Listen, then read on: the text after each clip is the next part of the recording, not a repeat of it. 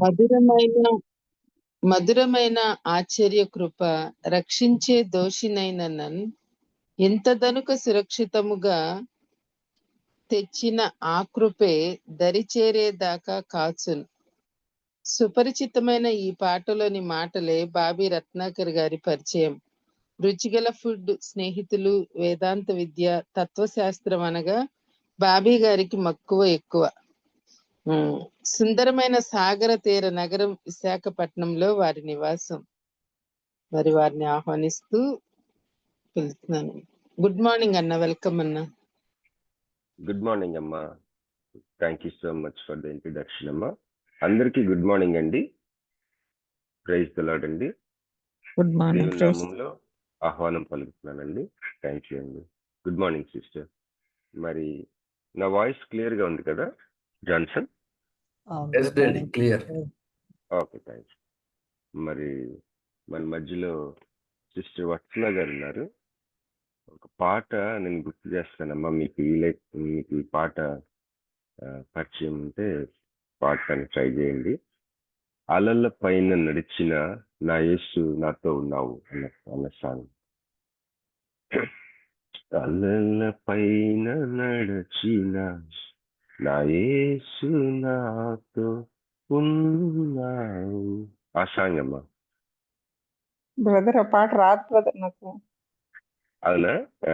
అవునండి. ఇంకెవరికైనా వచ్చండి. అంతులేని సాగరమునకు నాదురేవు నీవేగా. కొంతకాలం క్రితం వీణా, మధు, జెస్సీ అని ఒక అన్న చెల్లి పరిచర్య చేసేవారు. చాలా బలమైన పరిచర్య చేశారు. వాళ్ళు చెన్నై చెందినవారు, తెలుగు వాళ్ళే. వాళ్ళు చాలా సాంగ్స్, వాళ్ళ ఫేమస్ సాంగ్స్ ఉన్నాయి. వాళ్ళ ఫాదర్ పాడారు ఈ సాంగ్. అలల పైన నడిచిన నాదు యేసయ్య అనే పాటయ్యా? అవునండి. అలల పైన నడిచిన నా యేసు నాతో ఉన్నావు, అంతులేని సాగరమునకు నాదురేవు నీవేగా. అలల పైన నడచిన నా యేసు నాతో ఉన్నావు. తుఫానులు చెలరే పాడండమ్మా.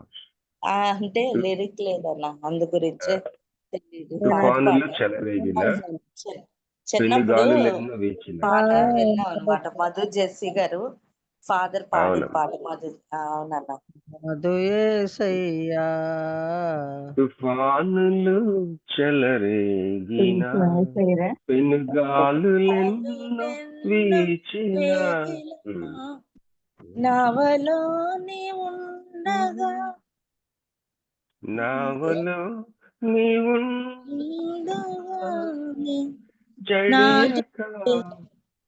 సాగిరన్ నీ సేవలో. పాడండమ్మా మళ్ళీ.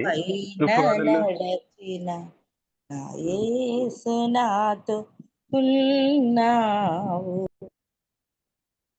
అంతులేని సాగరమునకు నాదురేవు నీవేగా.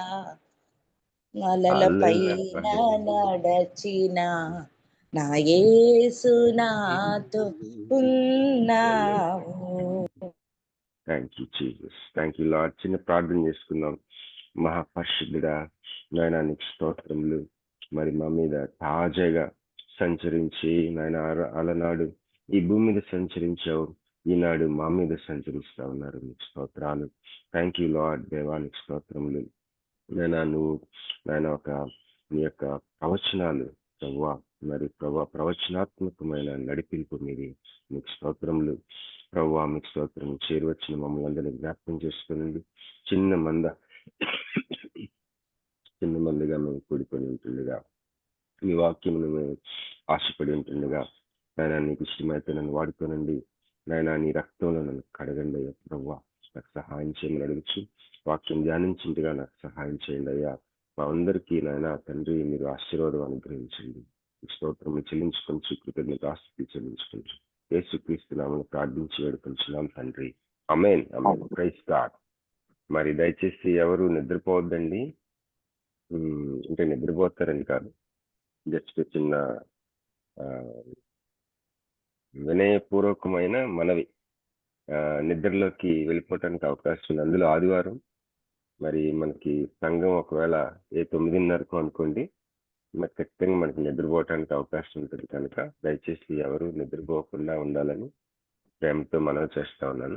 ఈరోజు కొన్ని విషయాలు ఒక దగ్గరే కాకుండా బైబిల్లో యెషయా గ్రంథం నుంచి, ఫిలిప్పీ పత్రిక నుంచి, అలాగే మరి యోహాను సువార్త నుంచి, కొరింథీ పత్రిక నుంచి అలాగా కొన్ని తలంపులు ధ్యానం చేస్తాను, మీతో పంచుకుంటాను. మరి నేను నా క్వైట్ టైంకి ఫిలిప్పీ పత్రిక చదువుకుంటూ ఉన్నాను. దేవుని కృపను బట్టి ముగించాను.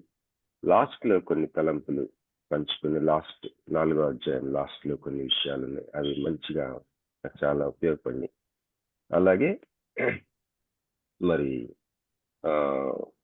ఇది చదువుతున్నప్పుడు సడన్ గా నాకు ప్రేరేపణ కలిగింది. యెషయా గ్రంథం 43వ అధ్యాయం. అది మనందరికీ తెలిసిన మంచి సువార్తమానం కలిగిన ఒక మాట ఉంటుంది. దాంట్లో ఏంటంటే, వెనుక ఉన్న వాటిని మర్చిపోండి, forget the former things, behold I'm doing a new thing. నేను ఒక క్రొత్త క్రియని, క్రొత్త కార్యం నేను చేస్తున్నాను, కనుక మీరు వెనుకున్న వాటిని మర్చి అని ఉంటుంది. ఒకసారి చదువుదాం. యెషయా 43వ అధ్యాయం 18కి ముందు చదవండి అమ్మా. 18, 19 రెండు చదవండి. మునిపటి వాటిని జ్ఞాపకము చేసి కొనకుడి, పూర్వకాలపు సంగతులను తలంచుకొనకుడి. ఇదిగో, నేను ఒక నూతన క్రియ చేయుచున్నాను, ఇప్పుడే అది మొలుచును, మీరు దానిని ఆలోచింపరా? నేను అరణ్యంలో త్రోవ కలుగ చేయుచున్నాను, ఎడారిలో నదులు పార చేయుచున్నాను.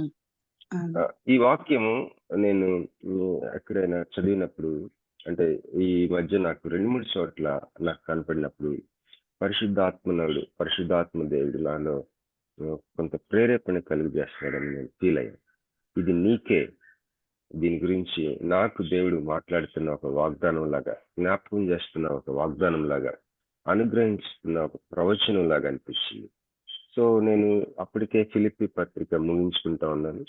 నాకు అర్థమైంది యెషయా 43వ అధ్యాయం ధ్యానం చేద్దామని.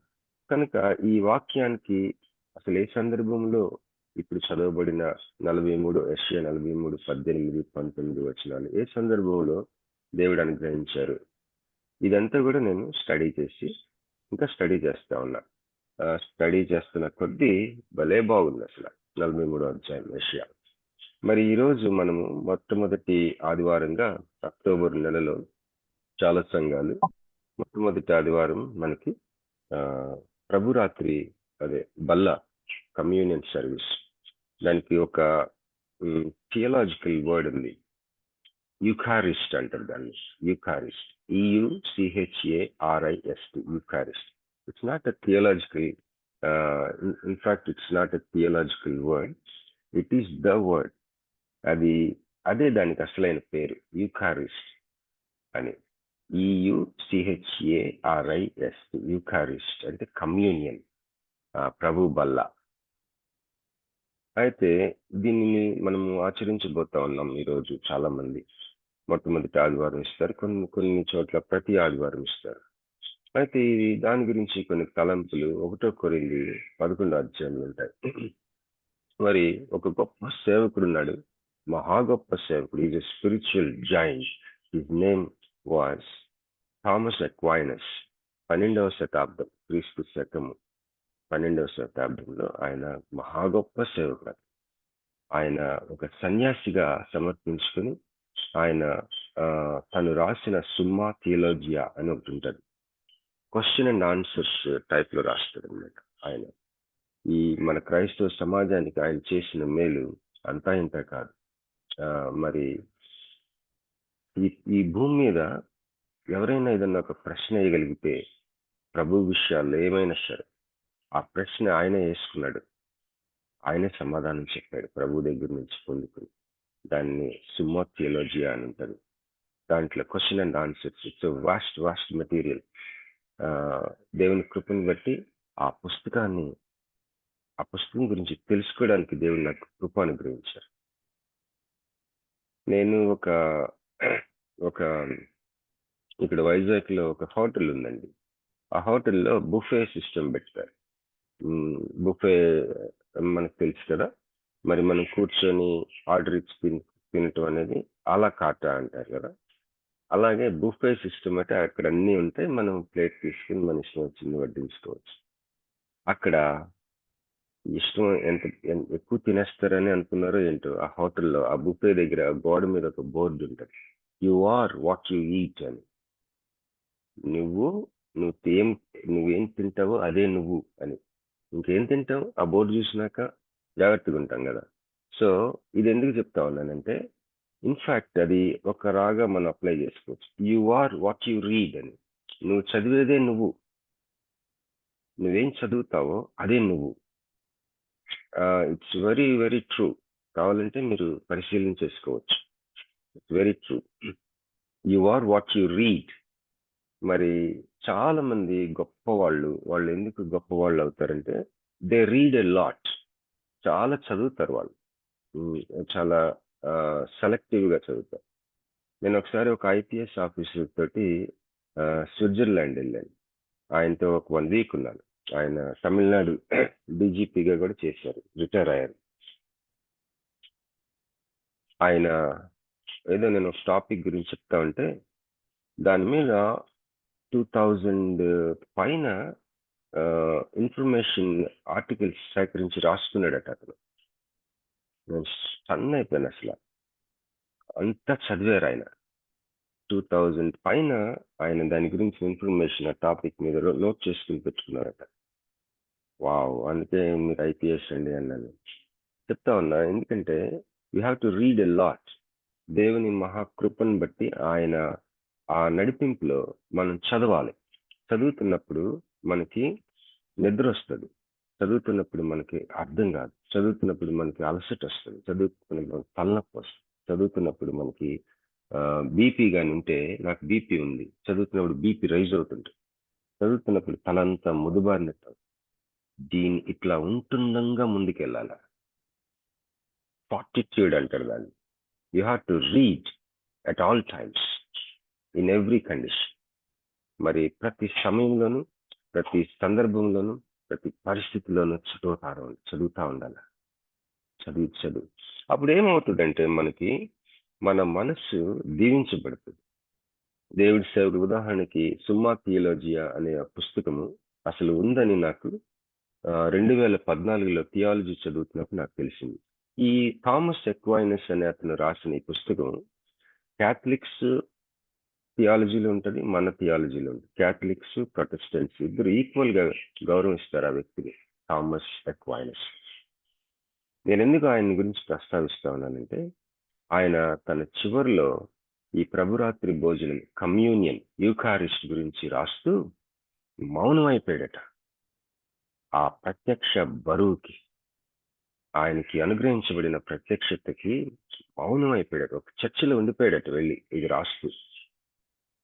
కొంతకాలం తర్వాత ఆయన ప్రభు సన్నిధికి వెళ్ళిపోయారు. ఆయన ప్రభు సన్నిధికి వెళ్ళక ముందు యూకారిస్టి, కమ్యూనియన్ సర్వీస్, ప్రభు బాల గురించి ఆయన విశిష్టంగా ఆయన ఈ ప్రపంచంలో ఏ మనిషి రాయనంత రాశారు. దేవుని చిత్తం అయితే అది మీతో పంచుకుంటాను తర్వాత. ఇప్పుడు నేను అది కంప్లీట్ గా నేను చదవలేదు కూడా.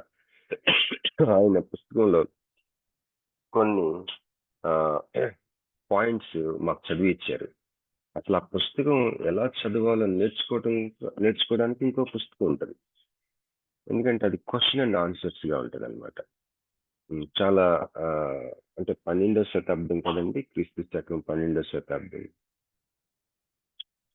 అంటే 1300 సంవత్సరం నుంచి 1400 సంవత్సరం ఆ టైంలో. సారీ, 1100 నుంచి 1200 వరకు, 12వ శతాబ్దం.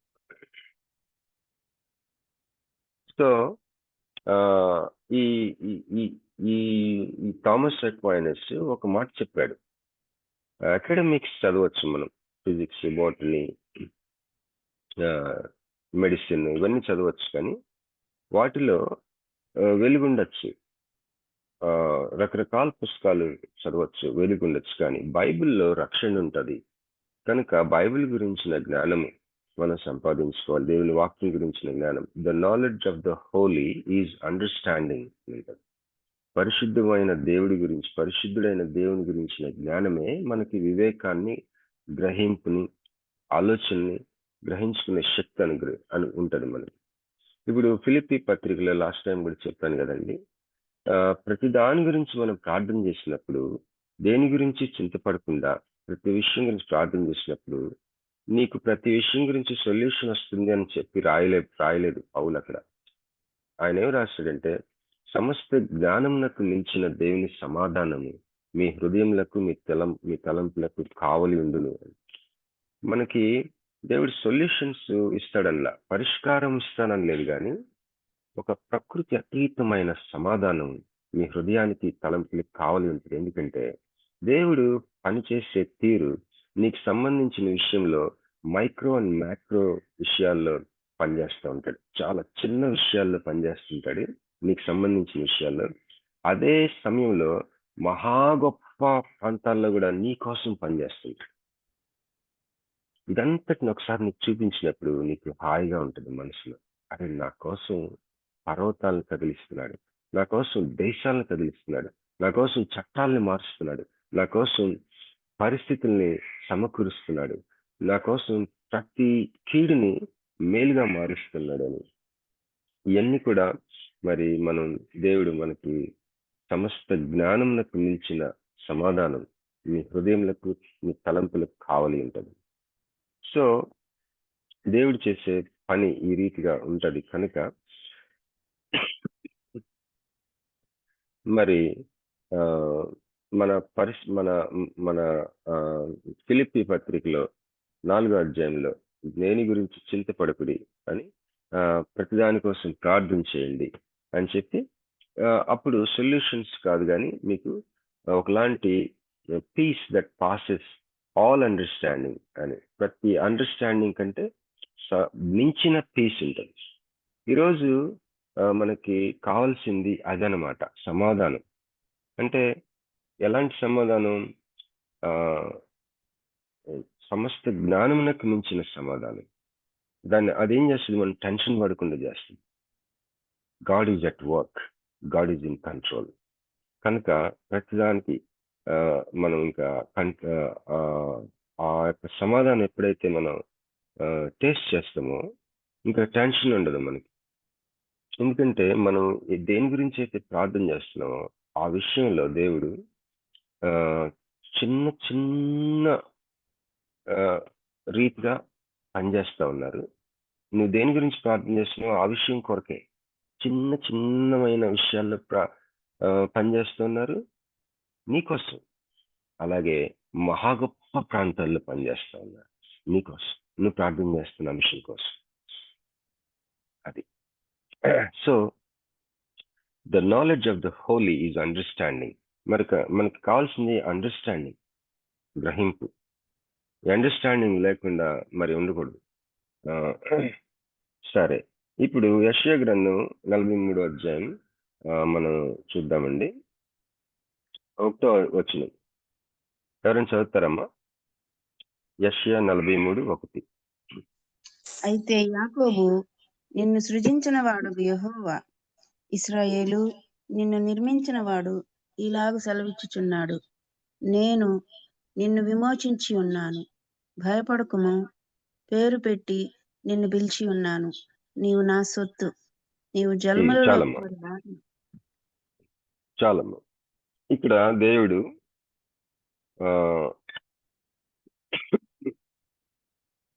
తనని తాను ఎట్లాగా పిలుచుకుంటున్నాడు, లేకపోతే ఎన్ని ఎన్ని ఎన్ని పరిచయ వాక్కులు, ఎన్ని మాటలు ఉన్నాయి దేవుని గురించి.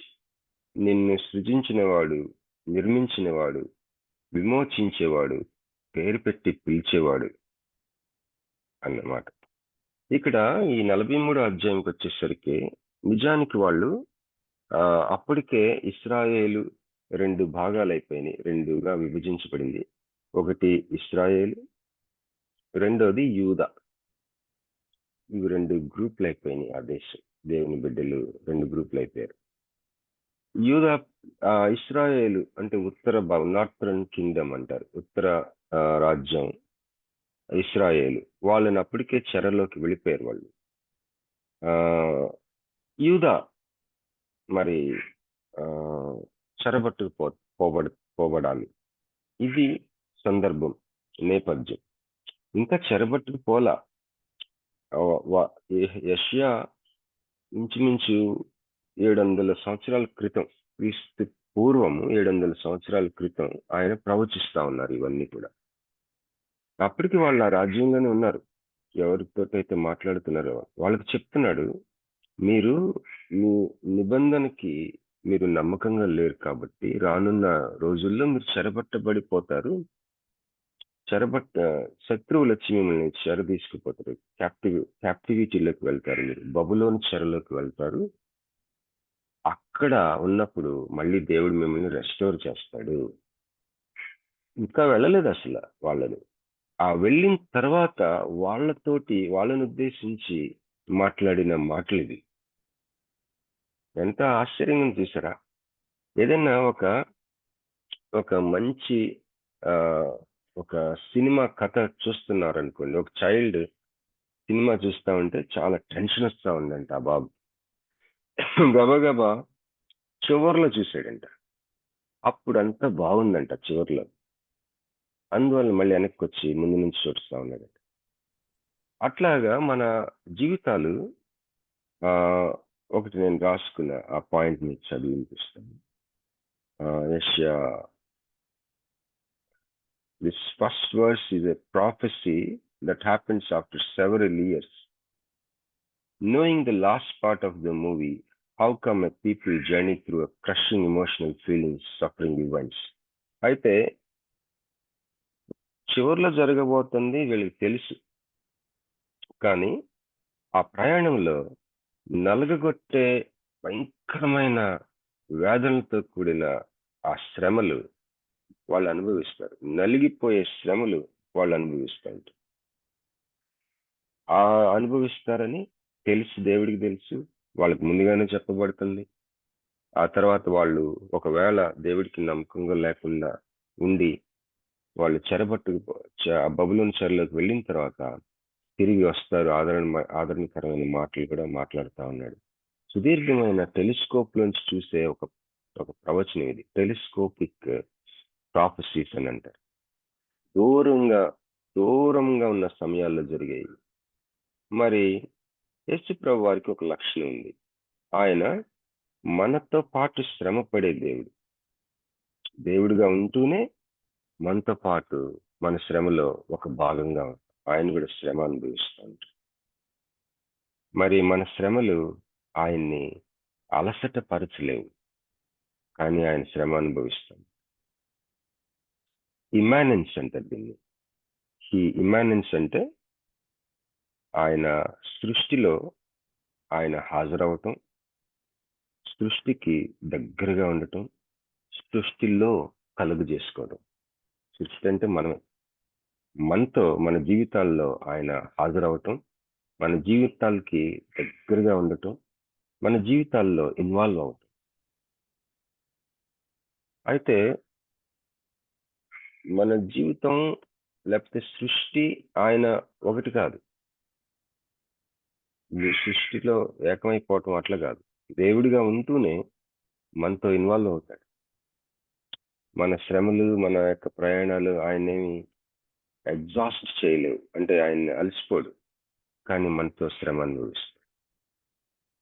అది ఈ యొక్క మొదటి వచనం చదివినట్లయితే యాకోబు అని పిలుస్తున్నాడు. యాకోబు, నిన్ను సృజించిన వాడవి యెహోవా. ఇదంతా ఒక కంట్రీతో మాట్లాడుతున్నాడు దేవుడు, ఒక దేశంతో మాట్లాడు.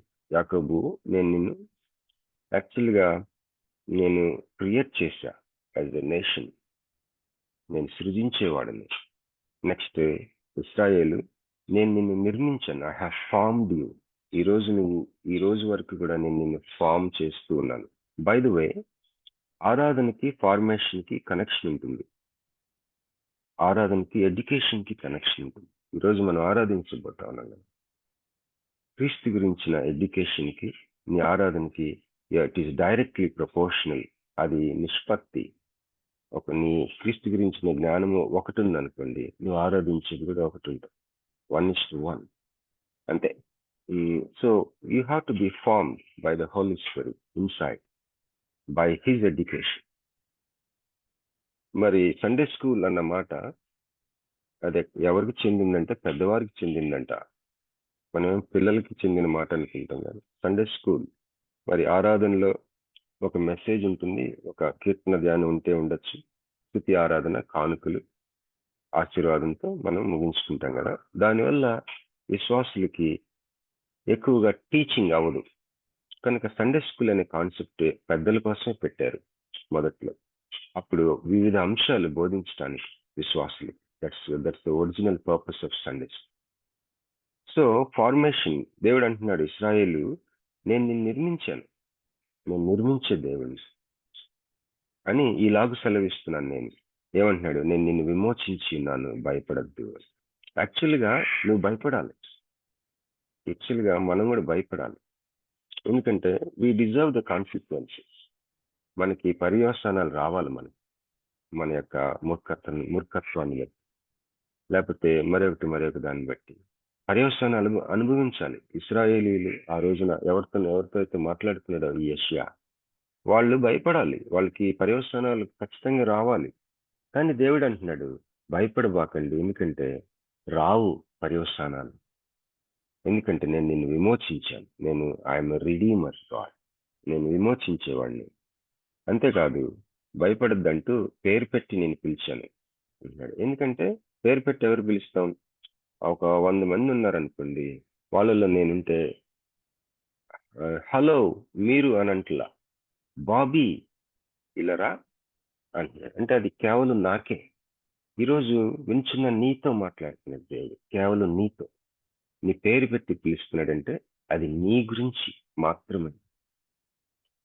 ఇంకోటి అంటున్నాడు, నీవు నా సొత్తు, నువ్వు నాది అన్నమాట దేవుడు అంటున్నాడు. నీతో అంటున్నాడు, నువ్వు నా సొత్తు. నీవు జలములలో బడి దాటినప్పుడు నేను నీకు తోడైందును, నదులలో బడి వెళ్ళినప్పుడు అవి నీ మీద పొర్లి పారవు, నీవు అగ్ని మధ్యన నడిచినప్పుడు కాలిపోవు, జ్వాలల నుండి పాల్చు. ఇది ఏంటంటే వాళ్ళు బబులోను చెర నుంచి తిరిగి వచ్చే ఒక చిత్రం. వాళ్ళు తిరిగి వచ్చినప్పుడు నదులు, తర్వాత జలములు, అగ్ని ఇలాంటివి ఎదురైతే అవేం చేయవు. జలముల్లో బడి దాటడం అనేది నీకు జరగచ్చేమో, కానీ నేను నీకు తోడై ఉన్నాను, అవి నిన్ను ఓవర్కమ్ చేయలేవు. నీ మీద పొర్లి పారవు. అగ్ని మధ్య నువ్వు నడిస్తే పరిస్థితి రావచ్చేమో, కానీ నువ్వు కాలిపోవు, జ్వాలలు నిన్ను కాల్చు. యెహోవానగు నేను నీకు దేవుడను. అబ్బా, ఇదెంత పెద్ద మాట తెలుసండి. నీ దేవుడు ఎవరు? ఈరోజు చాలా మంది దేవుళ్ళు ఉంటారు. మోడర్న్ దేవుళ్ళు ఎవరు తెలుసండి? నాకు నేనే, I'm God to my self. చాలాసార్లు నేనే నాకు దేవుడు. ఇంకో దేవుడు ఉంటాడు ఐడియాలజీ. ఇంకో దేవుడు ఉంటాడు లవింగ్ యువర్ ఓన్ ఒపీనియన్స్. ఇంకో దేవుడు ఏంటి తెలుసా? యేసు ప్రభువుని ప్రేమిస్తాం మనం. ఎందుకు? మన కోసం. We love Jesus because we love myself. I love myself. I love Jesus for myself. I love my neighbor for myself. Catherine of Siena అని ఒక గొప్ప దైవజనరాలు, ఆమెతో దేవుడు చెప్పాడట, you love me for myself, you love your neighbour myself, you love yourself for myself. నా కుమార్తె, నన్ను నీవు నా కోసం ప్రేమించు, నన్ను ప్రేమించు, కానీ నా కోసం ప్రేమించు. నిన్ను నీవు ప్రేమించుకో, కానీ నిన్ను నీవు ప్రేమించే విషయం నా కోసం చెయ్యి. నీ పొరుగువాన్ని ప్రేమించు, కానీ అది నా కోసం చెయ్యి. సో ఇట్లాగా బోల్డ్ gods. Who is your God today? Who is my God? ఈరోజు నా దేవుడు ఎవరు? ఇది సెట్ చేసుకుంటే హోల్ లైఫ్ సెట్ అయిపోద్ది. సో యెహోవానగు నేను నీకు దేవుడను. దేవుడు పరిచయం చేసుకుంటాడు. యెహోవా దేవుడు. 2 టర్మ్స్ ఉన్నాయి, 2 పదాలు ఉన్నాయి ఇక్కడ. యెహోవా ద లార్డ్. ఇంగ్లీష్ లో LORD క్యాపిటల్స్ ఉంటాయి. Yahweh self existent God. అతనికి తనకు తానుగా ఉనికిలో ఉంటున్న, ఎవరు సృష్టించబడని నాకు నేనుగా ఉనికిలో ఉన్న నేను నీకు దేవుడను. అంటే ఇక కంప్లీట్ గా నాదే బాధ్యత నీ గురించి అని చెప్పి. హల్లెలూయా. ఇశ్రాయేలు పరిశుద్ధ దేవుడనైన నేనే నిన్ను రక్షించేవాడును. నీ ప్రాణరక్షణ క్రయముగా ఐగుప్తునిచ్చి ఉన్నాను. నీకు బదులుగా కూషును శబాను ఇచ్చి ఉన్నాను. నీవు నా దృష్టికి ప్రియుడవైనందున ఘనుడవైతివి.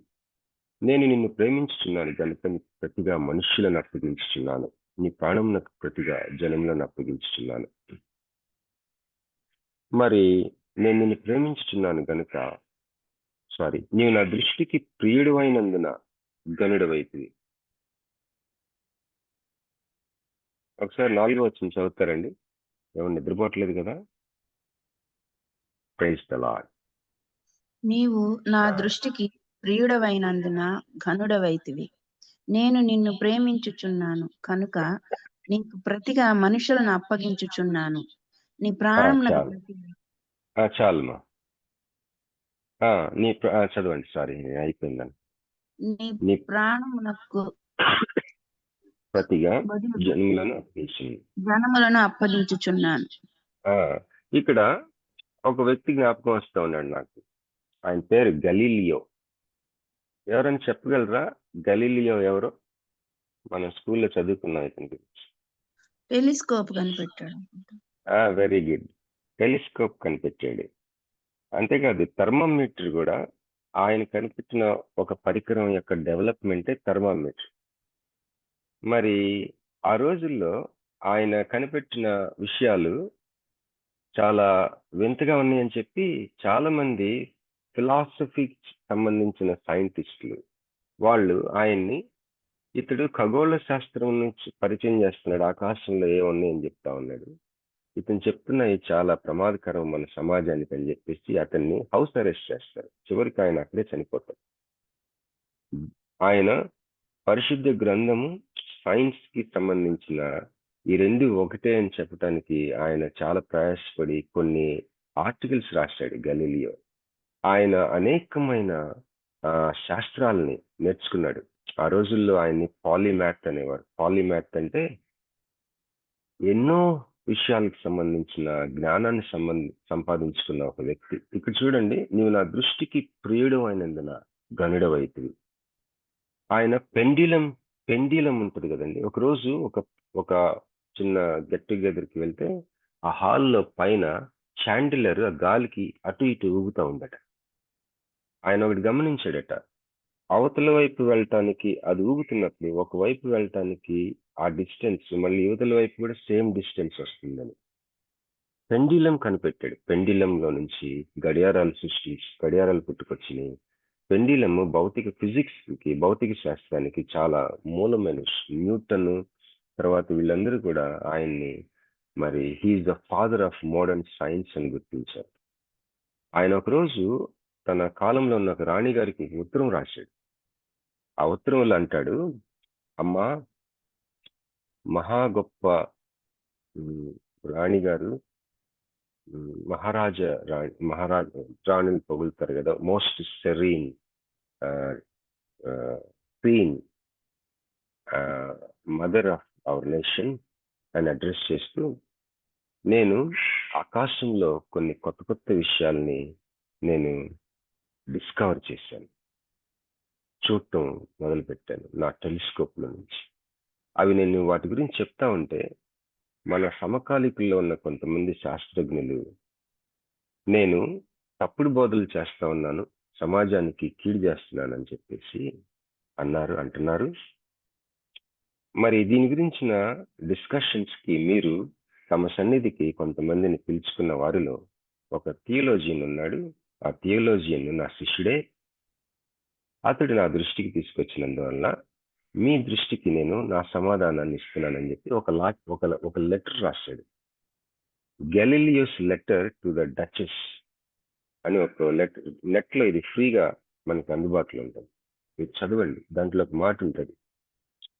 సత్యం గురించిన క్రొత్త సత్యాలు ఎప్పుడైతే మన జీవితంలో న్యూ ట్రూత్స్, ఎప్పుడైతే క్రొత్త సత్యాలు మన దృష్టికి వస్తాయో వాటిని అవి పరిశోధనకి, స్థిరపరచటానికి, కళలు అభివృద్ధి చెందటానికి ఒక మార్గదర్శకాలు, అంతేగాని వాటిని అణిచివేసి నాశనం చేసేవి కాదు. ఈ విషయం కాంటెంపరీ సైంటిస్టులు గుర్తించలేకపోతున్నారు మహారాణి, కానీ మీరు గుర్తిస్తున్నారని ఉత్తరం రాస్తారు. మళ్ళీ చెప్తాను, క్రొత్త సత్యాలు, అవి ఇంతవరకు వినని సత్యాలు ఏమైతే ఉన్నాయో అవి ఏం చేస్తాయంట, ఇన్వెస్టిగేషన్, పరిశోధనకి పురుగొల్పుతాయి. అలాగే ప్రస్తుతం ఉన్న పరిస్థితిని ఇంకా స్థిరపరుస్తాయి, ఎస్టాబ్లిష్ అవుతాయి. ఇంకా చెప్పాలంటే కళల్ని, the growth of arts, it stimulates the growth of arts. అది కళల్ని ఇంకా అభివృద్ధి పరుస్తాయి. ఇది జరిగేది క్రొత్త సత్యాల వల్ల. కానీ చాలా మంది వాటిని తమ సొంత అభిప్రాయాల్ని ప్రేమించుకుంటా ఉన్నారు కాబట్టి కొత్త సత్యాన్ని అణిచివేస్తున్నారు. వాళ్ళకి దేవుడు కాదు దేవుడు, వారి సొంత అభిప్రాయాలు దేవుడు కనుక క్రొత్త సత్యాలను అణిచేస్తాం. Because they love their opinion more than God and they are picking up parts of the holy scriptures to apply to their own opinions అని చెప్పి ఒక లెటర్ ఉంటుంది. సో ఇక్కడ నాకు ఎందుకు గుర్తుకొచ్చాడు ఆయన, ఇవన్నీ రాస్తుంటే ఘనుడైపోయాడట అతను. మామూలు వ్యక్తి చెప్పాలంటే ఆ ఆకాశంలోకి చూస్తూ దేవుడి సృష్టిని గమనిస్తా ఉన్న వ్యక్తి, ఆయన 4వ వచనం చూస్తే, నీవు నా దృష్టికి ప్రియుడు అయినందున ఘనుడవైతివి, నేను నిన్ను ప్రేమించుచున్నాను గనుక నీకు ప్రతిగా మనుషులను అప్పగించుచున్నాను, నీ ప్రాణములకు ప్రతిగా జనములను అప్పగించుచున్నాను అంటూ ఇంకా కొన్ని వచనాలు వదిలేద్దాం. ఇలా ముందుకెళ్తే మనం ఈరోజు ఒక ప్రవచనం నీ జీవితానికి, నా జీవితానికి దేవుడు అనుగ్రహిస్తూ ఉన్నాడని నేను నమ్ముతా ఉన్నాను. ఏంటంటే, మునుపటి వాటిని జ్ఞాపకం చేసుకొనకుడి. 18th verse చదువుతారమ్మా. 18 ఐజయా 43:18, యెషయా 43:18. మునుపటి వాటిని జ్ఞాపకము చేసి కొనకుడి, పూర్వకాలపు సంగతులను తలంచుకొనకుడి. 19th కూడా చదవమంటారా? చదవండి అమ్మా. ఇదిగో నేనొక నూతన క్రియ చేయుచున్నాను, ఇప్పుడే అది మొలుచును, మీరు దానిని ఆలోచింపరా? నేను అరణ్యములో త్రోవ కలుగ చేయుచున్నాను, ఎడారిలో నదులు పారచేయుచున్నాను. చాలమ్మా. ఆయన చేస్తూ ఉన్న నూతన క్రియ టైప్ ఎలాంటి నూతన క్రియ చేస్తున్నాడంటే, అరణ్యంలో త్రోవ కలుగ చేస్తాను, ఎడారిలో నదులు. అసలు ఇది జరగటానికి అసాధ్యం. అసలు అరణ్యం అంటే మనకు తెలిసింది ఏంటంటే ఫారెస్ట్ అనుకుంటాం, కానీ బైబిల్లో అరణ్యం అన్న మాట, అది ఆ ప్రాంతం ఎలా ఉంటుందంటే రాళ్ళు రప్పలతో కూడి, అసలు భయంకర నిశ్శబ్దంతో కూడి, అసలు దారి ఉండదు అక్కడ. దారి అంటానికి అవకాశమే లేదు. ఏదో ఎక్కుతూ దిగుతూ ఆ రాళ్ళ నుంచి ఈ రాళ్ళకి, అక్కడక్కడ చిన్న చిన్న రాళ్ల మధ్యలో ఏదన్నా చిన్న స్థలం ఉంటే దాంట్లో నడుచుకుంటూ, అసలు స్థలం ఉండదు నడవటానికి, దారి లేని ప్రాంతం, అసలు మనుష్య సంచారం లేని ఒక నిషీధమైన ప్రాంతం అది. ఆ అరణ్యంలో ఏం చేస్తాడంట, త్రోవ కలుగు చేస్తా ఉన్నాడు. అంటే ఇంపాసిబుల్, అసాధ్యం అన్న పరిస్థితి నీకు ఉండొచ్చు, దాంట్లోనే ఒక దారి ఏర్పరుస్తా ఉన్నాడు దేవుడు. కొత్త కార్యం అంటే ఇదే.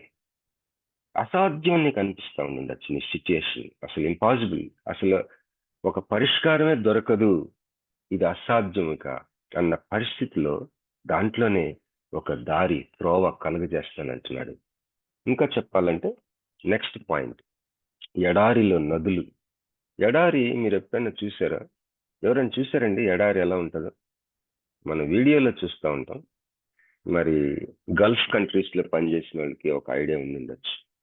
ఎడారి, డెజర్ట్, ఇసుక, ఎక్కడ చూసినా ఇసుక. ఆ ఒక సముద్రం అంత ఇసుక. అసలు అక్కడ వాటర్ అనేది ఉండదు. ఎక్కడైనా ఓయాసిస్ అనేది ఉంటదట. అది మరి ఎక్కడో చాలా కొన్ని వందల కిలోమీటర్లు వెళ్తే కానీ ఉంటాయి అంటారు, ఎక్కడో ఒక దగ్గర. సో నదులు, ఎడారిలో నదులు ఎలా జరుగుతాయి? ఇక్కడ దేవుడు ఎట్లాంటి మాటలు మనకి భరోసా ఇస్తున్నాడు. నీ జీవితంలో అసలు నీకు రిసోర్సెస్ అనేది ఒక ఎడారిలాగా ఉందా? నీకు కావాల్సిన అవసరాలు ఒక ఎడారిలాగా అయిపోయిందేమో, కానీ నేను నదులు పారజేస్తానంటున్నాడు. ఎడారిలాగా ఉందేమో నీ లైఫ్, నీకు అవసరాల విషయం అవ్వచ్చు. చాలా కాలం నుంచి అయ్యో నా నా జనరేషన్స్, నా పేరెంట్స్, నా తాతలు, మా గ్రాండ్ పేరెంట్స్, మేమందరం పావర్టీ అనుభవించాం కదా, పేదరికం, లేమిలో బ్రతుకుతూనే ఉన్నాం. సార్ ఆశీర్వదించవా? ప్రార్థన చేసుకుందాం మనం. దేవుడు, దినకరన్ గారు అంటాడు, దేవుడంట తన గుప్పిలి విప్పి అలా ఒక్క గుప్పిలి చాలట తరతరాలకి.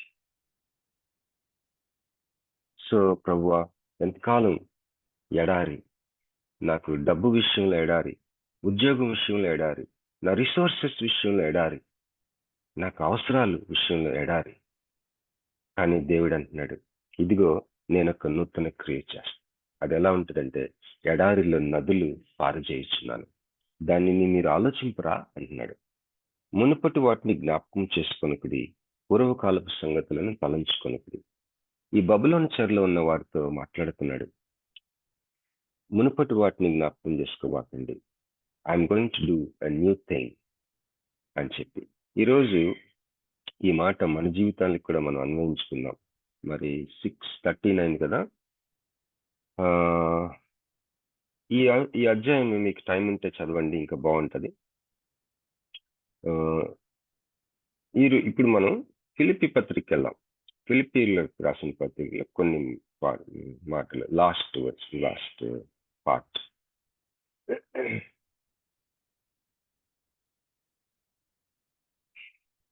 ఎన్నో వచ్చినంటే ఫిలిప్పీలకు రాసిన పత్రిక 4వ అధ్యాయం 9వ వచనం. చదువుతారమ్మా ఎవరైనా? ఫిలిప్పీ 4:9. మరియు మీరు నా వలన ఏవి నేర్చుకొని అంగీకరించితిరో, నా యందున్నట్టుగా ఏవి వింటిరో, ఏవి చూచితిరో అట్టి వాటిని చేయుడి. అప్పుడు సమాధానకర్తయగు దేవుడు మీకు తోడయుండును. ఏం చేశారు వీళ్ళు? పౌలుని గురించి బర్నబాతో తగులేసుకోవటం చూశారు కదా. బర్నబాతో గొడవ అయినప్పుడు అక్కడ మహా గొప్ప గొడవ అయింది అయిన ఉంటది పౌలుకి బర్నబా. ఎంత గొప్ప గొడవ అంటే ఇద్దరు వేరైపోయారు. గ్రేట్ లీడర్స్ వాళ్ళు. Barnabas is the one who brought Paul. Barnabas పౌల్ని తీసుకొచ్చాడు. అందరూ భయపడతా ఉన్నారు పౌల్ అంటే, అసలు ఎవరు చేర్చుకుంటలేదు పౌల్ని, కానీ బర్నబా తీసుకొస్తాడు. కానీ ఆ బర్నబాతోనే గొడవ పెట్టుకున్నాడు పౌలు. అది ఎంత పెద్ద గొడవ అంటే చాలా పెద్ద గొడవ అయిందంట, బైబిల్లో రాసి. ఇక్కడేముంది, నా యందు 9వ వచనం, పౌల్ గారు ఏం చూడాలి మీలో అని నేనైతే అడిగేవాడిని కొద్దిగా, పౌల్ గారిని ఏడిపిద్దామని. ఏమని అడిగేవాడిని అంటే, మరియు మీరు నా వలన ఏమి నేర్చుకుని అంగీకరించిరో, నా యందున్నట్టుగా ఏమి వింటిరో, ఏమి చూచిరో అట్టి వాటిని చేయడం అని రాశారు కదా. నువ్వు బర్నబాతో గొడవ పెట్టుకున్నావు కదా, మరి దాని గురించి ఏంటి, అట్లా నేను నన్ను కూడా ఉండమంటావా అంటే సరిగ్గా చదవమంటాడు పౌలు. 9వ వచనం. బాబీ, నువ్వు స్మార్ట్ ఫెలో, నువ్వు కొద్దిగా నాటి ఫెలో అని నాకు తెలుసు, సరిగ్గా చదువు. అప్పుడు మళ్ళీ ఒకసారి చదివితే ఏముంది, మరియు మీరు నా వలన ఏవి నేర్చుకుని అంగీకరించిరో, నా యందున్నట్టుగా ఏమి వింటిరో, ఏవి చూచిరో అట్టి వాటిని చేయడి. అన్ని కాదు, నేను అన్ని చేయమంటలా. నేను పేతురుని ఖండించాను, గద్దించాను బహిరంగంగా. ఆ తర్వాత నేను పేతురు తన పత్రిక రాస్తూ నా పత్రికల్ని మెచ్చుకున్నాడు.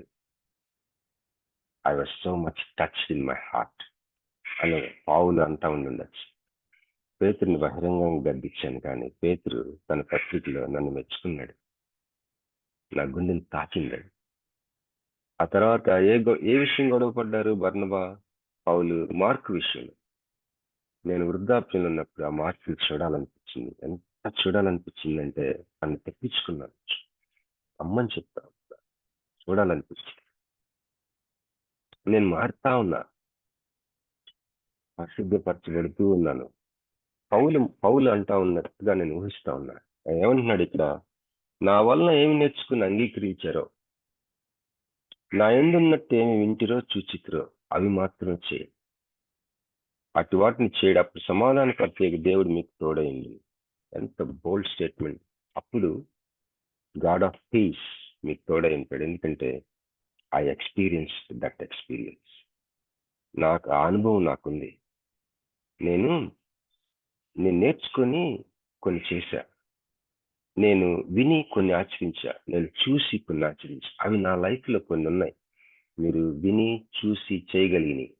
అలాగే నా లైఫ్లో కొన్ని మీరు అంగీకరించారు, నేర్చుకున్నారు, వాటిని చేయండి. మిగతా వాటి విషయంలో నన్ను నేను మార్చుకుంటూ ఉన్నా. ఎప్పుడైతే ఇట్లా చేస్తారో సమాధానకర్త దేవుడు మీకు తోడై ఉంటాడు. సరే, 10వ వచనం. నన్ను గూర్చి మీరు ఇన్నాళ్లకు మరలా యోచన చేయసాగుతారని ప్రభువునందు మిక్కిలి సంతోషించింది. అంటే ఏంటి? వాళ్ళు పంపిన ఆ యొక్క కానుకల గురించి ప్రస్తావిస్తూ ఉన్నాడు లాస్ట్ లో. నన్ను గురించి మీరు ఇన్నాళ్లకు మరలా ఆలోచించారు, దాన్ని చూసి నేను సంతోషిస్తా ఉన్నాను, ప్రభువునందు మిక్కిలి సంతోషిస్తున్నాను. ఆ విషయంలో మీరు యోచన చేసి ఉంటుంది కానీ తగిన సమయం దొరకకపోయింది. నాకు కొదువ కలిగినందున నేను ఇలాగ చెప్తలేదు. నేనే స్థితిలో ఉన్నాను ఆ స్థితిలో సంతృప్తి కలిగి నేర్చుకుని ఉన్నాను. దీన స్థితిలో ఉండనెరుగుదును, సంపన్న స్థితిలో ఉండనెరుగుదును. పౌలు ఏ క్లాస్ ఎవడికి అర్థం కాదు. ఈయన లోయర్ మిడిల్ క్లాసా, పూరా మిడిల్ క్లాసా, అప్పర్ మిడిల్ క్లాసా, హై క్లాసా, ఎవరికి అర్థం కాదు. మనం కూడా అంతే ఉండాలి. ఎలా నేర్చుకున్నాడంట? అసలు ఏం లేకుండా ఉంటే ఎట్లా ఉండాలి నేర్చుకున్నాడు. దేన స్థితిలో ఉండనెరుగుదును, సంపన్న స్థితిలో ఉండనెరుగుదును. ఎందుకంటే నన్ను బలపరచువాని అందు నేను సమస్తం చేస్తాను. చివరిలో అంటాడు ఈ మాట. సంపన్న స్థితిలో ఉండటం కూడా నేర్చుకోవాలండి. లేకపోతే నాకు తెలిసిన ఒక ఫ్రెండ్ ఉన్నాడు, వాళ్ళ అమ్మగారు ₹1 కోటి ఇచ్చారు అతనికి, తన ఆస్తుల భాగం. సంవత్సరంలో అవగొట్టాడు మొత్తం. సో సంపన్న స్థితిలో ఉండటం నేర్చుకోవాలా. ప్రతి విషయంలోనూ, అన్ని కార్యంలోనూ కడుపు నిండి ఉండుటకును, ఆకలి కొని ఉండుటకును, సమృద్ధి కలిగి ఉండుటకును, లేమిలో ఉండుటకును నేర్చుకుని ఉన్నాడట. లేమిలో ఉండటం నేర్చుకుంటే బాగుంటుంది, కానీ ఆకలి కొని ఉండటం కూడా నేర్చుకున్నాడట. సమృద్ధి కలిగి ఉండటం నేర్చుకున్నాడట. కడుపు నిండి ఉండటం కూడా నేర్చుకున్నాడట. కడుపు నిండి ఉండటం నేర్చుకోవటం ఏంటండి? కొంతమంది కడుపు నిండి ఉండటం అనేది నేర్పించిన అవసరంలా చాలా మంది, కానీ ఆకలి కొని ఉండటం అనేది నేర్చుకోవటం అనేది కొంత కష్టమే. అది కూడా పౌలు అభ్యాసం చేశాడు. ఆకలి కొని ఉండటం నేర్చుకుంటున్నాడంట. మీకు కావాలని చదవండి, ఇది ఉంది 12వ వచనంలో. 13వ వచనం. నన్ను బలపరచువాని అందే నేను సమస్తం చేయగలను, అయినను నా శ్రమలో మీరు పాలు పుచ్చుకున్నది మంచి పని. What a statement! మీరు నాకు ఆఫరింగ్స్ పంపారు, వస్తువులు పంపారు, నా శ్రమలో మీరు పాలు పుచ్చుకున్నది మంచి పని. The holy scripture is declaring that a good thing. ఇంగ్లీష్లో ఏముంది? You have well done that you did communicate with my affliction. మీరు నాకు పంపించిన కానుక నా శ్రమతో మాట్లాడుతూ ఉంది.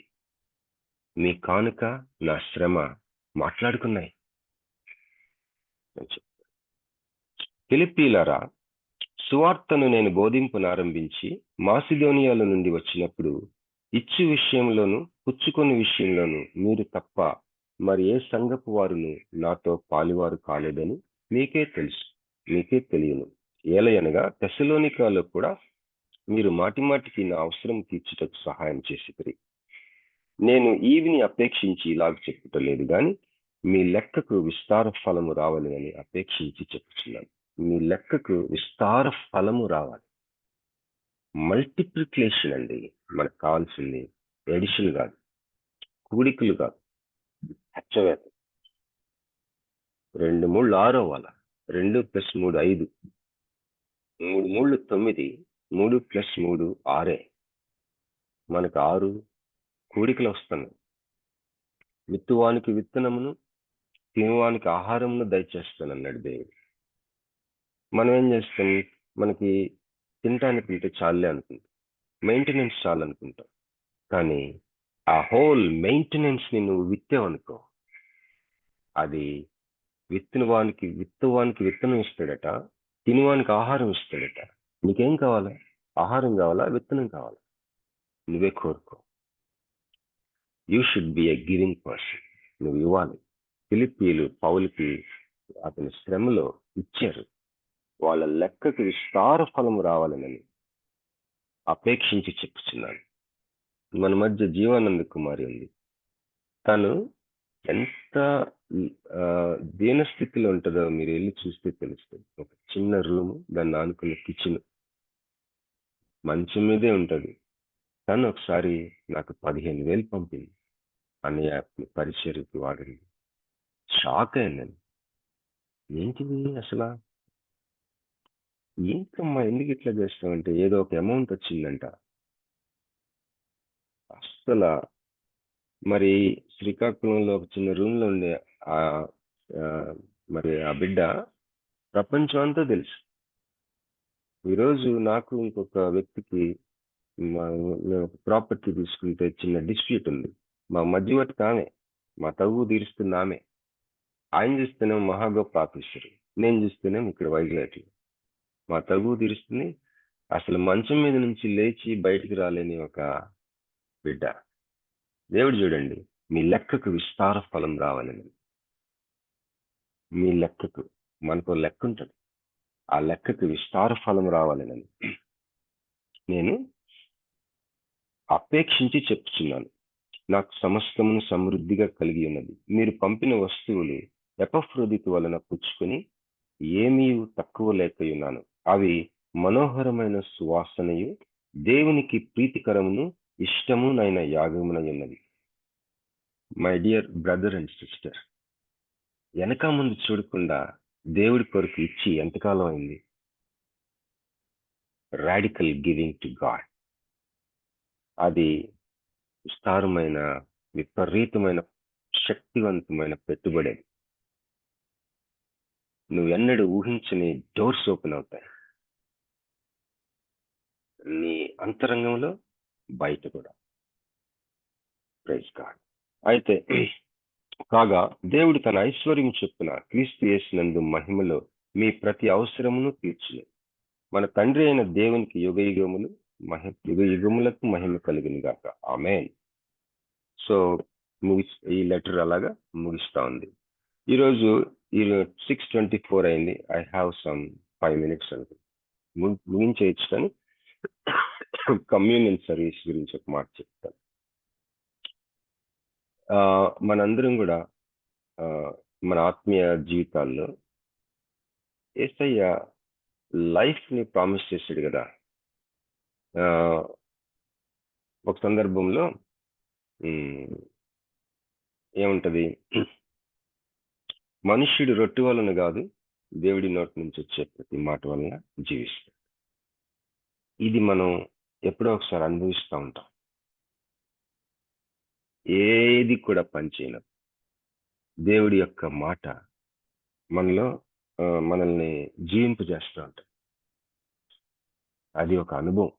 అది మీరు అనుభవించారు, నాకు తెలుసు. ఈరోజు కమ్యూనియన్ తీసుకున్నప్పుడు ఆ రొట్టె ఏ జీవాన్నైతే, దేని ద్వారా అయితే మనం అనుభవించామో దానికి సాదృశ్యం. అందుకే లూకా సువార్త 6వ అధ్యాయం ఒకసారి మాట చదువుకున్నాం. లూకా 6 దయచేసి ఎవరైనా సహాయం చేయాలమ్మా. లూకా 6:55 అనుకో. సారీ, యోహాను సువార్త, క్షమించండి, యోహాను సువార్త 6వ అధ్యాయం 53 అమ్మా. యోహాను 6:53 ఎవరైనా చదవగలరా? ఓకే, నేను చదువుతాను. కావున యేసు ఇట్లనెను, మీరు మనుష్య కుమారుని శరీరం తిని ఆయన రక్తము త్రాగితేనే గాని మీలో మీరు జీవము గలవారు కారు. నా శరీరము తిని నా రక్తము త్రాగువాడే నిత్య జీవం కలవాడు. అంత్య దినమున నేను వానిని లేపుదును. నా శరీరము నిజమైన ఆహారమును, నా రక్తము నిజమైన పానమునై ఉన్నది. నా శరీరం తిని నా రక్తం త్రాగువాడు నా యందును, నేను వాని యందును నిలిచి ఉందును. 2 days బ్యాక్ ఎప్పుడు బాగా దప్పికొచ్చి చల్లటి నీళ్లు అలా తాగుతూ ఉంటే అసలు ఎంత హాయిగా తృప్తిగా అనిపించింది. మన ఆత్మీయ జీవితంలో ఎప్పుడైనా దాహం తీరినట్టు నీకు అనిపించిందా? నీ జీవన యాత్రలో ఇక ఏది పని చేయనప్పుడు దేవుని వాక్యం ద్వారా నీకు నూతన బలం కలిగిన ఒక అనుభవం నీకు అనిపించిందా? అదే ఈరోజు నువ్వు పట్టుకోబోయే రొట్టె ద్రాక్షరసం. అది ఆయన శరీరం, ఆయన రక్తం. దయచేసి కొద్దిగా మనం కనెక్ట్ చేసుకునేటట్టు ఆలోచిస్తే ప్రభు మనకి ఆ యొక్క వెలుగు అనుగ్రహిస్తాడు. ఇప్పటికే మీకు కొంతమందికి నేను చెప్తున్నది అర్థమైంది. ఆయన శరీరం తింటూ అంటే మన జీవిత యాత్రలో జీవాన్ని పొందుకున్న ఆ యొక్క గడియలు. Love lifted me when every other thing fail. Love lifted me అని. Love lifted me, love lifted me when every other thing fails. Love lifted me. ఆయన ప్రేమ నన్ను చేయిపట్టి పైకి తీసిందంట. సమస్తము ఇంకా సహాయం చేయలేని పరిస్థితులు ఉన్నప్పుడు హిస్ లవ్ లిఫ్టెడ్ మీ. ఆయన ప్రేమ నన్ను లిఫ్ట్ చేసి, ఆయన వాక్యము ఎప్పుడైతే నీకు జీవాన్ని ఇచ్చిన గడియలు, అదేం జరిగింది ఆ టైంలో అంటే ఆ శరీరాన్ని నువ్వు తిన్నావు, ఆయనలో పాల్గొన్నావు. దాన్ని జ్ఞాపకం చేసుకోమంటున్నాడు ఈరోజు. నన్ను జ్ఞాపకం చేసుకున్నట్టుగా దీన్ని చేయుడి. ఇంకోటి, నీతో పాటు ఇంకొకరు కూడా చేస్తూ ఉన్నారే, వాళ్ళు కూడా ఇట్లాంటి జర్నీలో ఉన్నారు. వాళ్ళకి మనకి there is no separation. We are not separate. అసలు ఇన్సెపరబుల్ మనం విశ్వాసులుగా. అండ్ ఎవర్ లాస్టింగ్ బాండింగ్ మనది. ఇన్సెపరబుల్ ఎవర్ లాస్టింగ్ బాండింగ్ అన్నమాట.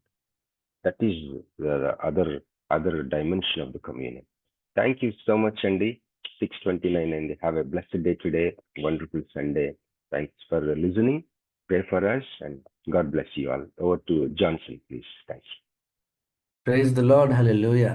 Thank you so much, Daddy, for the wonderful word. You're richly blessed. Thank you so much, Daddy. సహవాసం తరపున మీకు ప్రత్యేక వందనాలు తెలియజేస్తున్నాము.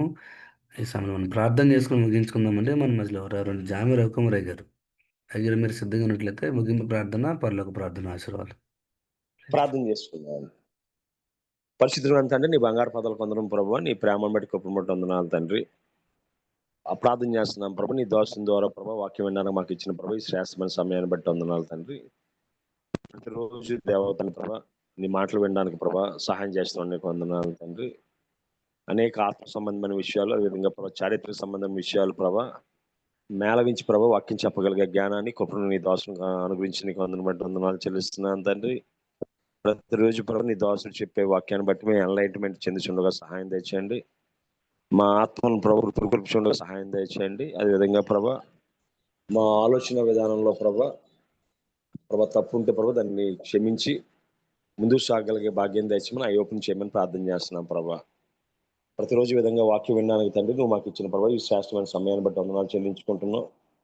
ఈ విధంగా ప్రతిరోజు ప్రభు లోకాన్ని చూడకముందు నేను చూడడానికి, లోకంతో మాట్లాడకముందు నీతో మాట్లాడడానికి ప్రభా తండ్రి కరోనాలో ప్రారంభమైన ప్రభా ఈ ఆలోచన ప్రభా ఇన్ని రోజులు కొనసాగిందంటే కేవలం నీ కృప, నీ ఏర్పాటును నమ్ముతున్నాం ప్రభా. దీన్ని ఏర్పాటు చేసి కొనసాగిస్తున్న దావుతున్న ప్రభా రత్నాకరంగా దీవించండి ప్రభా. అదేవిధంగా దినాన్ని ప్రభా నీ దాచుతున్న వాక్యం ప్రభా 30 దంతులుగా 60 దంతులుగా 100 దంతులుగా ఫలింపు చేయమని ప్రార్థన చేస్తున్నాను తండ్రి. గలీల్లో ఏ విధంగా ప్రభా సత్యం కోసం ముందుకు సాగాడు ప్రభా, ఆ విధంగా ముందుకు సాగలిగే భాగ్యం అనేక వ్యతిరేకతల మధ్య ప్రభా ముందుకు సాగాడు నీ కృప చూపించమని ప్రార్థన చేస్తున్నాను తండ్రి. సహాయం తెచ్చండి ప్రభా.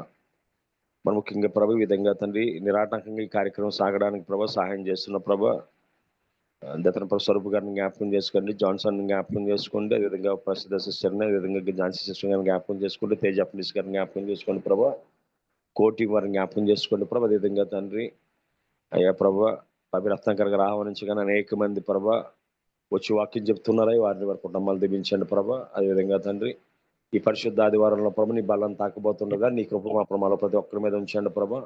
మా శాపాలను పాపాలను తీసివేసి ప్రభా నీ సన్నిధిలో కుటుంబాలతో ఆనందించగలిగే భాగ్యం దేశమని, బలం తాకగలిగే భాగ్యం దేశమని ప్రార్థన చేస్తున్నాను తండ్రి. అదేవిధంగా దేవతను ప్రత్యేకంగా ప్రభా విజయ్ కుమార్ గారి కోసం ప్రార్థన చేస్తున్నాం ప్రభా. బిడ్డను ముట్టండి, స్వస్థపరచండి, బలపరచండి, సంపూర్ణ ఆరోగ్యంతో ముట్టండి ప్రభా. ఆమె తన దైనందిన కార్యక్రమాలకు బహుబలంగా చేసుకోగలిగే కృప దయచేయండి. అదేవిధంగా తండ్రి రాబర్ట్ జేమ్స్ అయ్య గారిని, అదేవిధంగా అశ్విని గారిని జ్ఞాపకం చేసుకోండి ప్రభా. ఇంకెవరైతే అనారోగ్యంగా ఉన్నారో ప్రభా ప్రతి ఒక్కరిని ముట్టమని. కుటుంబ ఇబ్బందుల్లో ఉన్నవారు, ఆర్థిక ఇబ్బందుల్లో ఉన్నవారు, అదేవిధంగా కుటుంబ సమస్యలతో ఉన్నవారు, అదేవిధంగా తండ్రి వివాహాలు జరిగి పిల్లలు లేనివారు, అదేవిధంగా తండ్రి వివాహంలో సమస్యలు ఉన్నవారు, అప్పుల ఇబ్బందులు ఉన్నవారు ప్రతి ఒక్కరి కోసం ప్రార్థన చేస్తున్నాను తండ్రి. అదేవిధంగా ప్రభా ఎవరైతే మా పాపలాగా నీటి కోసం ఎదురు చూస్తూ ఉన్నారో తండ్రి వారి జీవితాలు కూడా కార్యం చేయండి ప్రభా. మా బిడ్డలు ప్రభా ఆనాడు విధంగా శత్రుమిష్క బదులుగా దానియేలు ప్రభా కల్దీలతో ప్రభా పోల్చినప్పుడు తండ్రి 10 ఇంతలు శ్రేష్ఠులుగా ఉన్నారట. ఆ విధంగా శాస్త్రంగా ఉండగలిగే భాగ్యం మాకు మా కుటుంబాలు దయచేయండి. ప్రత్యేకంగా తండ్రి ఈ ఆదివారం దినాన ప్రభా నీ సరిది మేము చేరబోతుండగా ప్రభా తండ్రి మమ్మల్ని అందరినీ సిద్ధపరచమని, బలపరచమని, నీ వాక్యంతో ప్రభా మమ్మల్ని అందరినీ శుద్ధీకరించమని, ఈరోజు మేము చేయవలసిన ప్రతి పనిలో సూటియర్ మార్గాన్ని చెప్పించమని, సకల మహిమగంత ప్రభావం మీకే చెల్లిస్తూ నీ వాక్యం చెప్పిన దోషం జ్ఞాపకం చేసుకోమని ఈ చిన్న ప్రార్థన మా ప్రభును ప్రియకుమారుడైన యేసుక్రీస్తు దివ్యనామాన్ని గడుకుంటున్నాం పరమ తండ్రి. ఆమేన్. ఆమేన్. పరలోకం ఉందిన మా తండ్రి, మా తండ్రి నీ నామం పరిశుద్ధపరచబడును గాక, ఈ నీ రాజ్యం వచ్చును గాక, నీ చిత్తం పరలోకమందులాగు భూమి యందు నెరవేరును గాక. అనుదిన దయచేయము, నేడుగా అపరాధం చేయవారిని క్షమించినట్టు మా అపరాధములను క్షమించుము, మమ్ము శోధనలోకి తప్పించము. ఎందుకంటే రాజ్యం, శక్తి, మహిమ నిరంతరం ఎంతున్నావు తండ్రి. ఆమేన్. క్రీస్తు కృప, పరిశుద్ధాత్మన్యను సహవాసము, వాక్యం చెప్పిన దాసులకు, పాల్గొన్న బిడ్డలకు, జరగబోతున్న పరిశుద్ధ వారపు కార్యక్రమాలకు, ప్రభుత్వాలకు ఆయన కృప సదాకాలము తోడు నడిపించును గాక. Amen. Amen. Hallelujah. Praise the Lord. ప్రార్థించిన రెవరెండ్ జామ్ రవికుమారయ్య గారికి ప్రత్యేక వందనాలండి.